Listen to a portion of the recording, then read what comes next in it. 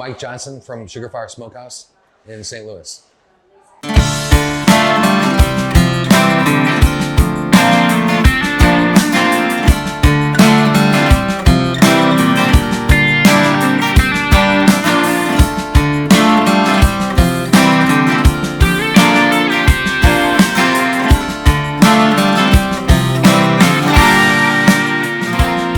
Well, I got into barbecue by being raised in Missouri. Everybody barbecues. So that was my introduction, growing up with my family, cooking outside.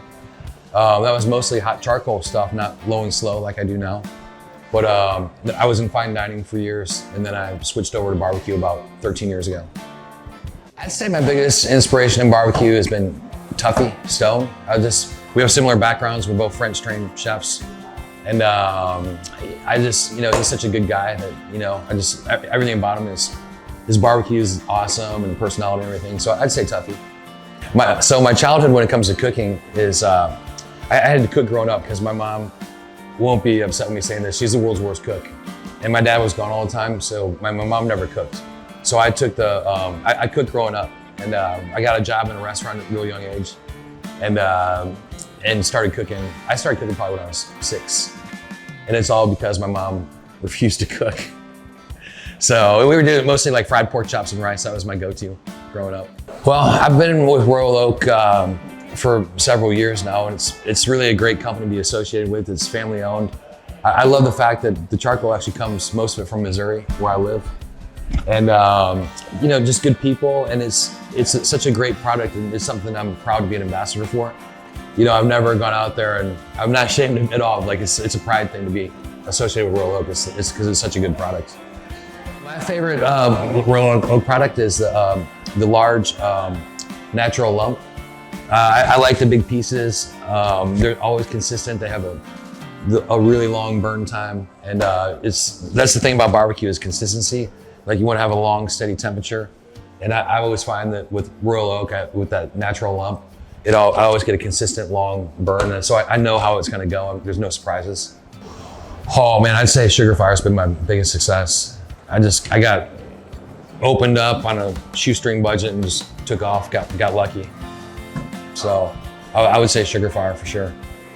High Point Drive-In is a really fun, busy smash burger place in St. Louis. We have 7 of them right now, and it's got a theme kind of like retro kind of a theme, and it's really just more of it's a really reasonably priced big busy burger joint, but it's got kind of we do kind of chefier sides and stuff and really interesting burgers. And we're the World Burger Champions, and we won AAA #1 burger in America this year. So it's just a good burger spot. All right, what makes for a great burger is I'm kind of like crazy about my hamburgers.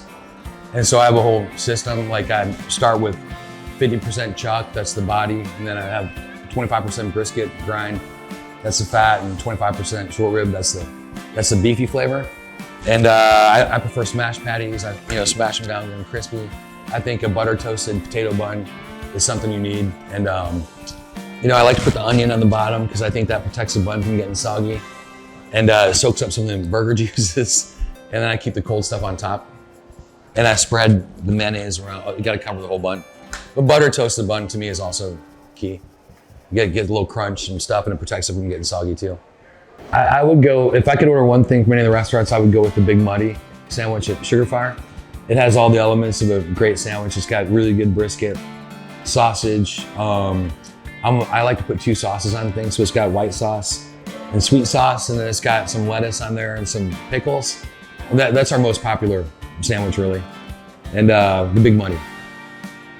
My day-to-day looks like I get up, and I usually hit 3 or 4 restaurants. So I'll get up, get some coffee in me, and then I usually start out at my burger place, High Point. That's usually my first stop. And then I'll dip into an office, and then I'll hit 2 or 3 Sugar Fire locations, and I'm eating barbecue. So I want to make sure it's good.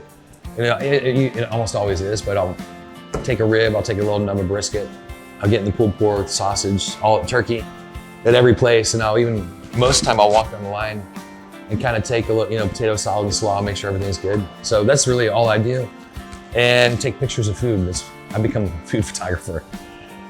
I gotta go with my favorite barbecue restaurant is Southern Soul, I think. I just love the atmosphere and the guys, and food's always awesome. Southern Soul in St. Simon's. I didn't know I was a celebrity pitmaster. That's pretty. I've been a celebrity pitmaster. I wouldn't call it that, but it's pretty fun. Just mostly because I get to travel around the world. I get to go to Australia a lot and Brazil, and just get to travel the country. Like here, we're in New York, and get to hang out with my buddies and cook meat. It's fun. The best barbecue advice I can give is to just be patient and start with a good product, because it's not rocket science, you know.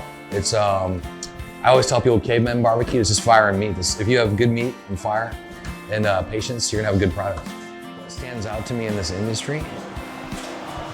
Okay, what stands out to me in this industry is how everyone gets along. It's like a big family. Everyone on barbecue, it's not like a competition, like everyone hates each other's. Almost none of that anywhere. Everyone seems like they help each other out and get along. It's my favorite, honestly, it's my favorite part about it. The most important thing you should focus on as a backyard cooking barbecue is, I say don't look too much. Like if you're looking, you're not cooking. People are touching stuff and opening their grill too much. And I just think that the best thing to do is just put it in, have a time set, and check as little as possible. Well, my biggest takeaway from barbecue is how everybody loves it, no matter where I go. All over the world, it can be Australia or South America or Europe. People love barbecue, it brings people together. You know, when you're in a barbecue, there's not like a lot of arguing and fighting and stuff. There's a lot of conversation, but it just brings people together.